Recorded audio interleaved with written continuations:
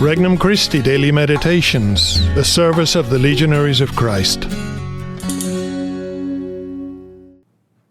An RC Meditation for September 5th, 2024.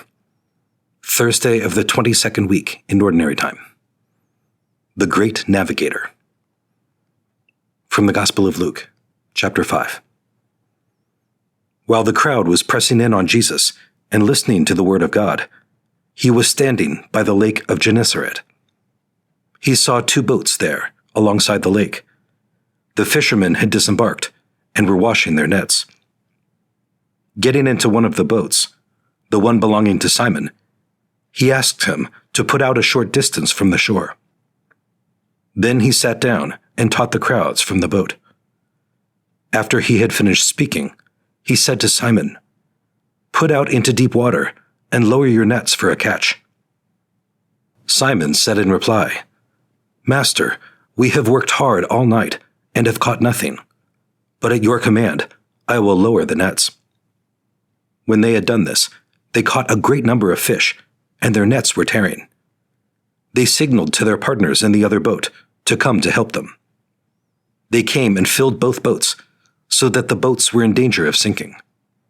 When Simon Peter saw this, he fell at the knees of Jesus and said, "Depart from me, Lord, for I am a sinful man." For astonishment at the catch of fish they had made seized him and all those with him, and likewise James and John, the sons of Zebedee, who were partners of Simon. Jesus said to Simon, "Do not be afraid. From now on, you will be catching men." When they brought their boats to the shore, they left everything and followed him. Introductory Prayer. Lord, as we begin this meditation, I feel you have stepped into my boat. I put out a short distance from shore, away from all my daily concerns, to listen to you alone. It is just you and I sense that you are going to ask something of me. I am truly humbled and grateful that you would spend so much personal time with me. Petition. Christ, help me to understand and embrace your call to holiness for me. First reflection. Teacher. Jesus taught by the lake. We know that he taught in many other places too, in the temple, in synagogues, on mountains, among children. Today he had a great crowd around him by the lake. For these people, the lake was everything: water, food, transportation, an object of beauty and contemplation.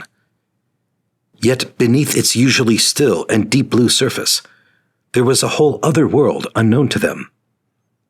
How appropriate that next to it, Christ, who could probe its depths, uncovered for them the many mysteries of faith and the divine plan. He can help us understand so many things that are a part of our daily lives, yet in many ways remain unfamiliar or unintelligible to us. Second reflection. Leader.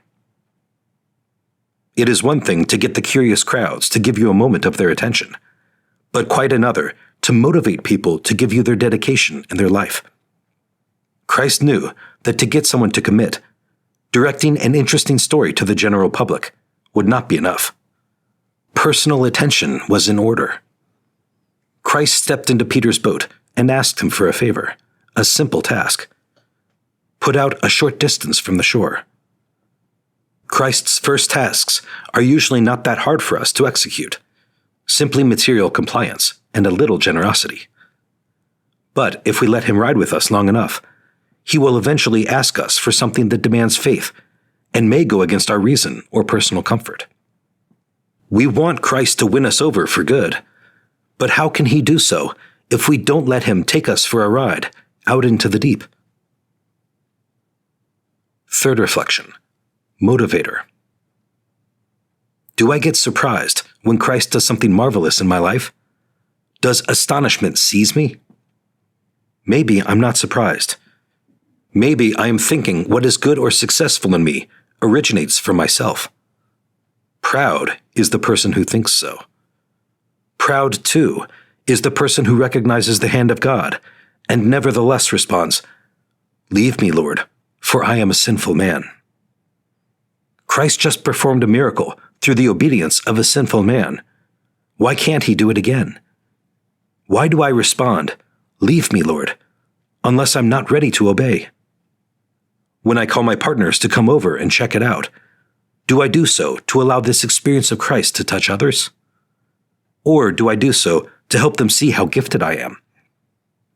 If I am to become a fisher of men like Peter, I too must purify myself from these all too human reactions. Don't worry, my pettiness doesn't faze Christ. Listen to him. Do not be afraid. You will become. Conversation with Christ. So many souls are hustling through this world without knowing where they are going and without enjoying your friendship as I do. I do not know if you want to reach many or few of them through me, but I think they are many. My heart is ready, O Lord. Fill me with apostolic zeal. Resolution. I will work on being a good and positive motivator today.